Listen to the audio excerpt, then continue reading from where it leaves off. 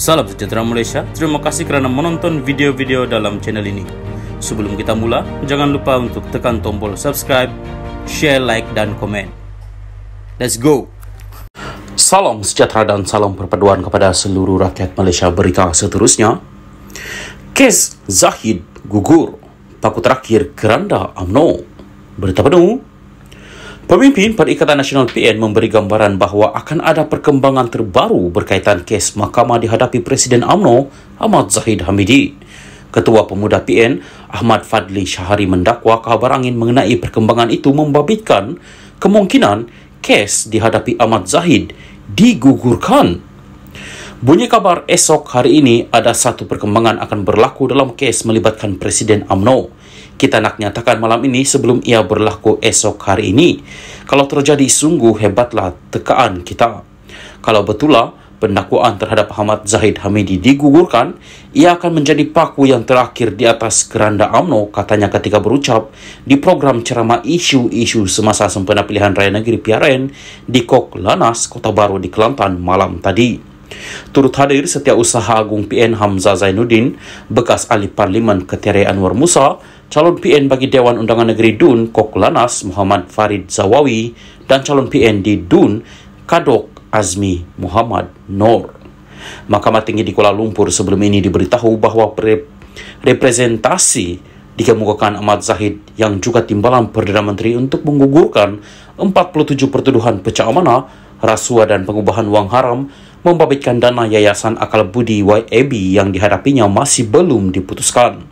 Ketua Bahagian Perbicaraan dan Rayuan Jabatan Peguam Negara AGC, Mohd Desuki Mokhtar berkata AGC masih menunggu hasil siasatan lanjut daripada pasukan petugas khas Suruhanjaya Pencegahan Rasuah Malaysia SPRM berhubung bukti baharu yang dikemukakan pihak pembelaan.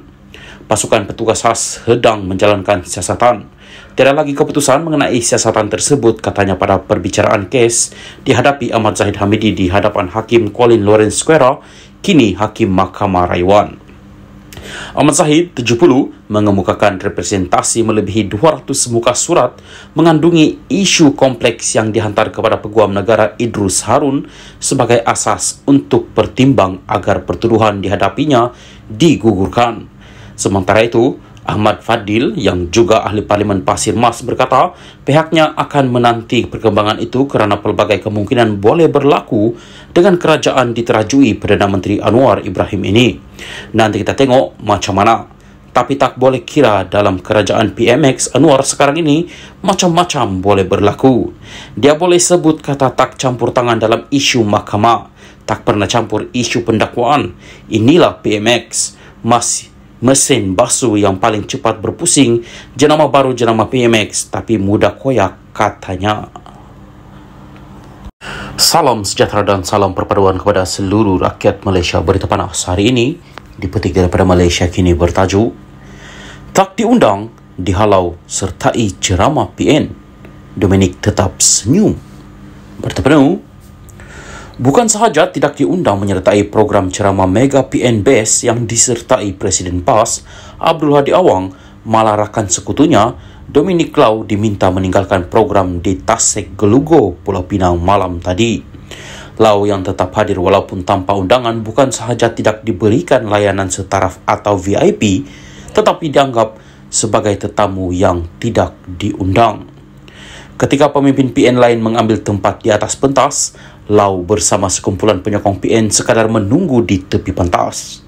Semasa menantikan ketibaan Hadi, pemimpin gerakan itu disambut oleh Naib Presiden PAS Idris Ahmad yang merupakan antara penceramah pada ceramah tersebut. Bagaimanapun, ketika Idris hendak mengiringi Lau ke atas pentas Setiausaha PAS Pulau Pinang, Izuri Ibrahim menuju ke arahnya dan dengan tegas memberitahunya yang tidak diundang sila tunggu sini. Ada yang cuba membantah tetapi Izuri membalas tak boleh, kamu pergi. Idris kemudian diiring ke atas pentas manakala Lau sekadar memandang dan mengekalkan senyuman. Sebelum ini, Izuri disebut-sebut sebagai calon di Dun Bayan Lepas, kursi yang bakal ditandingi oleh Lau.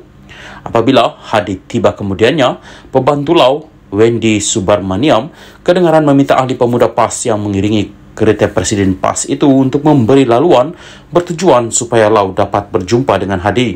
Bagaimanapun, ahli pemuda PAS menjawab, jangan bagi. Hadi kemudian diiring terus ke atas pentas meninggalkan Lau. Tidak lama kemudian, Presiden Gerakan dan rombongannya meninggalkan majelis berkenaan. Keputusan Lau bertanding di Dun Bayan Lepas yang merupakan kerusi majoriti Melayu telah menimbulkan rasa tidak puas hati di kalangan penyokong PAS Pulau Pinang. Sebelum hari penamaan calon, ahli PAS Bayan Lepas telah mengugut untuk memboikotnya. Sementara itu, Izuri ketika dihubungi Malaysia kini enggan mengulas mengenai layanan PAS kepada Lau itu.